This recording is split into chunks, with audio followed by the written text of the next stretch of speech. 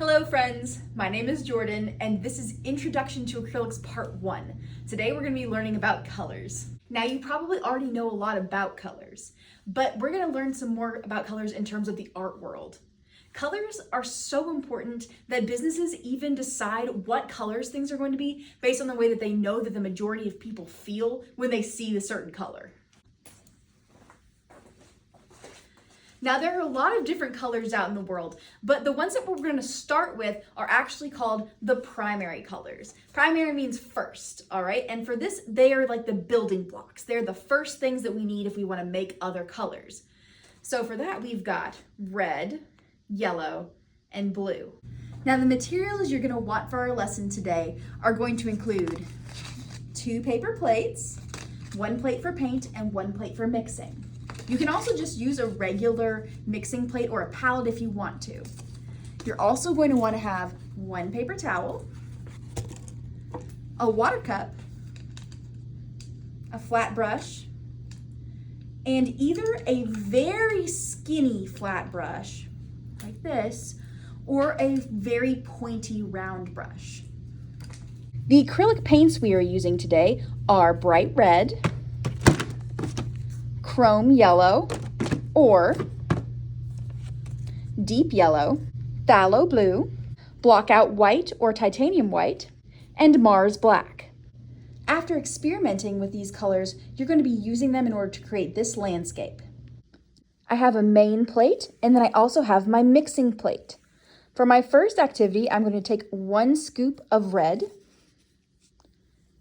and plop it on my plate. Notice that I am taking from the edge of my paint, and that way, even though my brush is dirty, if I get it inside of this other color, like yellow, only the edge of the yellow gets messy. I am now going to take my scoop of yellow and put it right next to the red on my mixing plate. Now that both colors, red and yellow, are together on the mixing plate, I'm going to take my brush and I'm going to mix them together.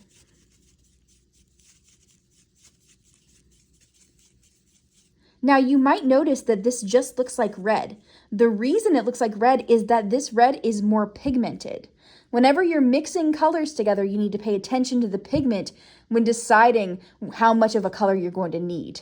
Since the red has more pigment, that means that it's stronger, which means I'm going to need more of the yellow for the orange to come through. So I'm going to take another big scoop of yellow from the edge, and I'm going to put it back onto this mixing plate. Now I'm going to mix, mix, mix. And we're getting a lot closer to orange. If I would like an even lighter orange, I can take 1 more big scoop of yellow and I can mix it in. And now I have 1 red that is very close to orange, 1 dark orange, and 1 lighter orange.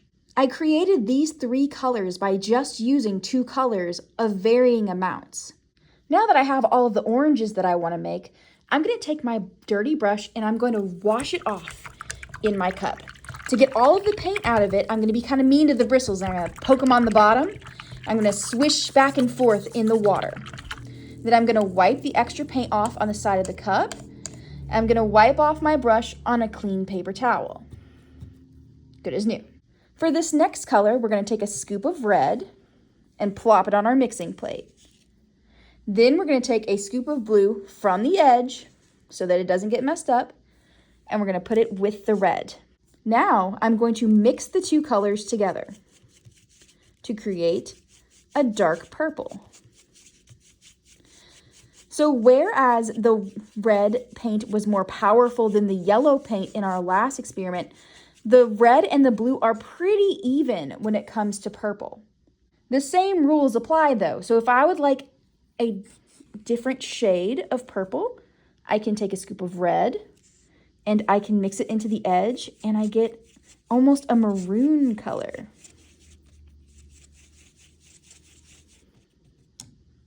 If I would like a more blue purple, then I can mix into the other edge and I get a more blue purple.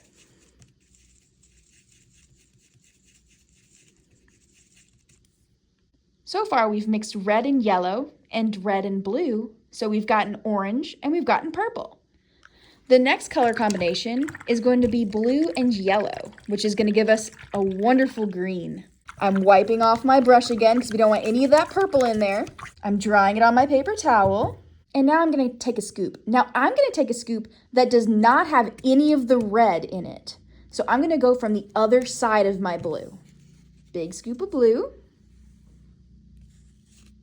Same rule for the yellow. I'm not going to get any of this red in my color. So I'm going to go straight from the other side. I'm going to take it from the edge. Plop it down. And then we're going to mix. Now we said before that the blue and the red are pretty evenly pigmented. They're both equally strong. And so to get a more Kelly green than this green right here, which is kind of more blue, all I have to do is take more yellow and mix it in. Because remember, the yellow isn't quite as strong. And then we get a very nice grass green.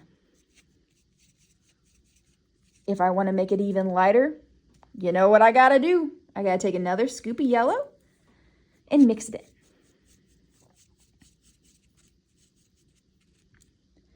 Now, I've got all of these wonderful colors, and they're all variations of green, purple, and red. But what happens if I mix green, purple, and red together?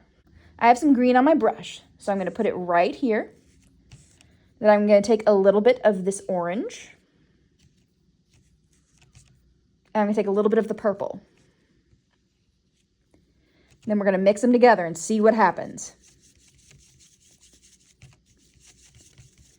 And you get kind of a brown color.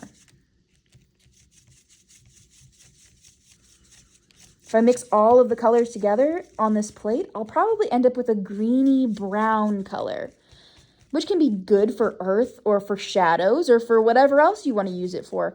But that's also the reason that if I don't want this sort of color, I make sure to not take from the same sides if I'm using red and blue, right? Now, along with our primary colors and our secondary colors, we also have these things called neutrals. And neutrals are the things that allow us to make colors like pink or gray. We've got white and we've got black, all right? If I add white into a color, then it's going to lighten that color.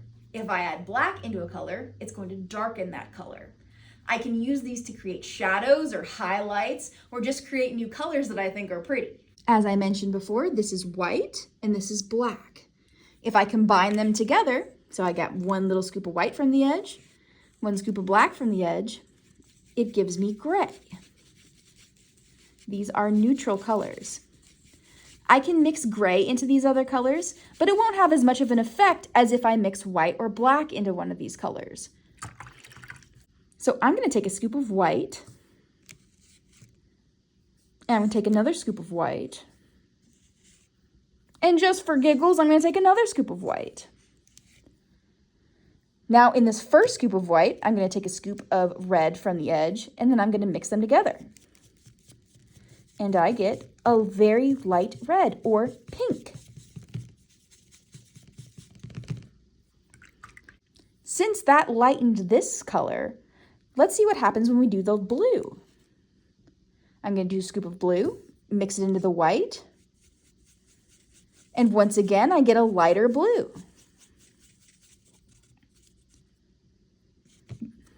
The exact same thing happens if I mix with yellow. I get a light yellow. Now, if the color is already light, like our yellow is, you're going to notice less of an effect than if the color is very pigmented and dark, like our blue and our red. Now, if the blue and the red were very pigmented and very strong, then can you guess how pigmented the black is? This first time, I'm going to take one scoop of black from the edge, and I'm going to take one little dot of black. So for this one, I've got a regular scoop, and for this one, I've got a dot. Now I'm going to take our bright red, equal scoop, and mix it into the black. And we get a very dark red that almost matches the blue over here, the blue and purple. Next, I'm going to take 1 scoop of red that's about a little bit bigger than the scoop of black and mix it together. And I get more of a regular dark red. With colors like black or white, it is easiest to add a tiny bit in until you get the color that you're looking for, because the black can really overpower any of the other colors on this if you use too much of it. Now that we have experimented with mixing colors together and figuring out kind of how they work, we're going to use the colors that we mixed in order to create a scene.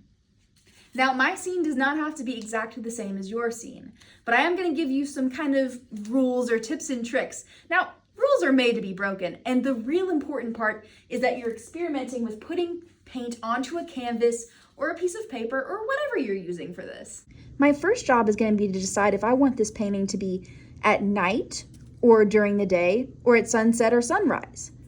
I'm going to do mine at sunset or sunrise just so that I can use some more colors. My darkest color is going to be at the top of the canvas, and for that, this is going to be this dark purpley red color that I really like. And that was just a scoop of red and a little bit of black. If you need to remix it, you always can, but make sure to remix it on top of the previous color, showing a little bit of the old color beneath so that you can make them the same.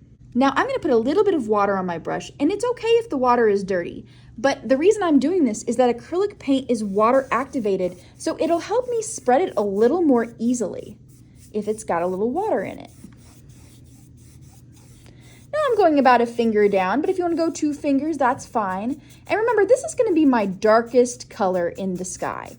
I'm getting the tops and I'm getting the edges, but you don't have to if you don't want to. And if you've got paper, you don't have any edges to get.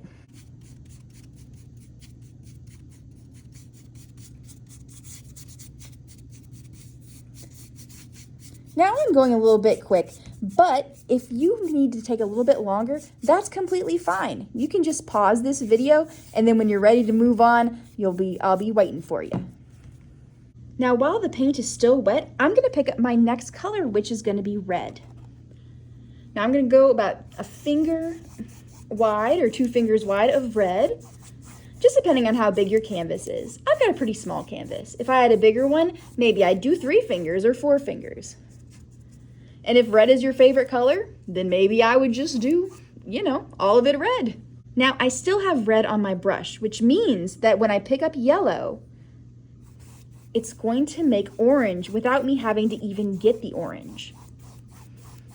Now I like to do this way because sometimes if I put red and then just my orange that I've already made, it just turns into a slightly lighter red. But if I pick up the yellow, then I get this wonderful orange color that blends into the other color. What it means to blend is to go up and down while the paint is still wet. And it means that one layer of paint, like this orange, is kind of fading into the other layer of paint, which is the red. Now I can go over these as many times as I want to, but it's easiest to do it when the paint is wet because it's easy to blend when that's the case. My next color is yellow, and I'm gonna go right beneath it. Got a little green in there, but that's okay. And I'm gonna go up and down. Now if I start to overblend, or if I want my yellow to show up a little bit more, then I can always just put some more yellow back on top. And if it really is getting stuck in that orange in a way that you do not like, you can take the white plus the yellow if you've got a blockout white, and that'll go right on top. I kind of like to put it in there for a little bit of pizzazz anyways. And remember to get your edges. Now, I think it would be fun to have a little bit of water in this painting. So what I'm going to do next is that I'm going to do a reflection, which means that I'm going to go down with the exact same colors that I just had, but backwards. So yellow, then orange. Sometimes the paint doesn't cooperate, but that's okay. You get the idea. Orange. And then like before, my next color was going to be darker orange. So I picked up some red. I'm gonna put some yellow back on top, like I said. Right, there we go. Then I'm gonna do a little bit more red at the bottom. Now you'll notice I did it the opposite of the top. So this one went purple, red, orange, lighter orange, yellow. This one goes red, orange, yellow, backwards. All right. This doesn't have to be perfect because water moves and maybe it'll reflect light in a slightly different way. So I rinsed out my brush of all of that orange. Remember, I've swished it around, then wiped it on a paper towel. And now I'm gonna pick up one of those nice greens that we created, because I think I want mine to be in the grass. So I can continue with the same long strokes that I used earlier if I want to, or I can kind of like just poke the canvas with my brush. This is called stippling, and it gives it a new fun texture. I'm going all the way to the edge with this. If it gets a little bit onto the water, that's okay. And if it turns a little bit brown, because red and green kind of makes a nice brown, that works too, because grass has some brown in it sometimes. I need to let my painting dry for a minute now, so I'm going to put my brush back in the water cup so that the paint doesn't dry into the bristles. While that's happening, I'm going to go back to this and I'm going to pick up some white paint. Now you can use a brush for this, but I always think it's more fun to use your fingers. And it works a little bit better too. So I'm going to take a finger and I'm going to dip it into my white paint. Now you can practice this part on your plate first if you want to, but you're going to take this and you're going to make some swirly shapes with one point being at the top. I'll do it in black so that you can see it a little bit better. So I've got the paint on my finger, and then I pick a spot and I swirl up and then down and around. And then you get some wonderful clouds. If you want to add more texture, you can take your finger and you can dot, dot, dot, tap, tap, tap, wherever you want the clouds to go. So I have the white on my finger, and now I'm going to pick a spot where I want a cloud, and I'm going to swirl it in there. You can also do this with a brush, which I will show you in one moment. But there's my first cloud. Again, if I want a puffy cloud, I can go over top of it and I can just do some little dot, dot, dot, tap, tap, taps. And you get some really nice fluffiness. I can get the same effect with a brush if I just dip it in there, add a little bit of water into it. Pick a spot and then do some very light swirls. You can even tap a little bit if you want to. Tap, tap, tap. Let's do one more for good measure. So I've got my base and then I swirl it out. And I can just tap, tap, tap into some puffs. And we've got some clouds. Now clouds kind of reflect light. So if you want to, you can take any of the colors you've used in your sky and you can tap them in there. So now you can have some pink clouds or some yellow clouds, whichever colors you want.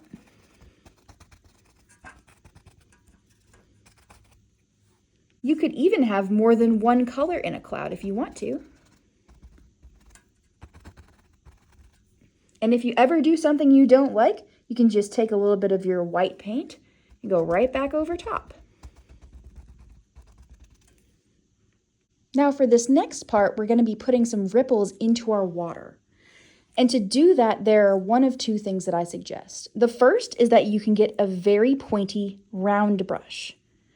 A round brush is just a brush with a rounded tip. As you can see, it's very pointy.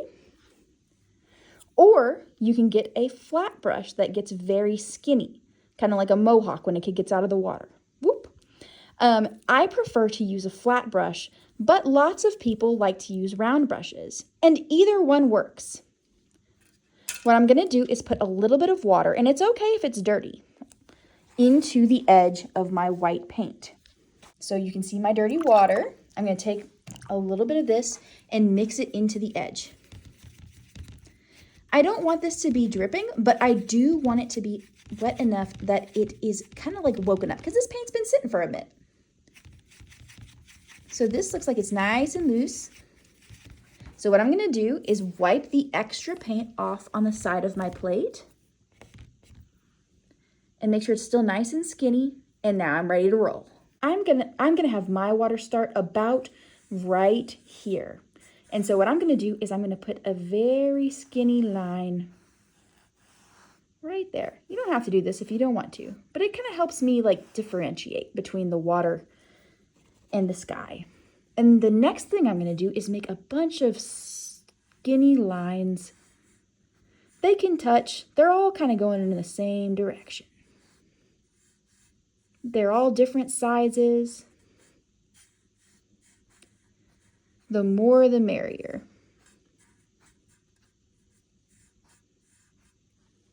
Now is a great time that if I want to put a sun in, I can do that. So I'm going to put a little half circle right in the middle. And that's going to be my sun. I can fill it in if I want to, but I really don't have to. There we go. Now the sun is also going to have a reflection. So if I've got a sun on one side, I'm going to need to have some little reflections coming off that show where the sun was. I used light yellow for this, which was yellow plus white from before. But you can make the sun plain yellow, or you could make it a darker orange, or whatever you want to make it, because this is your painting. Now, there are lots of other things that you can add to your own painting. Like we could put in some trees and we could put in some birds. You could put in some more clouds. You could have a ship sailing. You could have a person waving. Oh my goodness, you could even have the Loch Ness Monster if you wanted to. But this is how far I'm going to go with my painting. I would love to see what painting you created in the comments. Thank you so much for joining me for Introduction to Acrylics. This again was colors. I hope that you had fun blending some colors together and learning a bit about primary colors and secondary colors, along with the neutrals. I hope that you see how that we used our colors in order to create our beautiful scene, and that you had a lot of fun just experimenting and learning how to blend colors, how to use a little bit of water, and just having fun with art. The only step that we have left that every great artist knows that they need to do is to sign your painting. Now, you can sign the front once it's dry, or you can sign the back. And if you really don't feel comfortable signing, you don't have to. But I think that you should, because you did a wonderful job. I can't wait to see what you all create next time. Bye!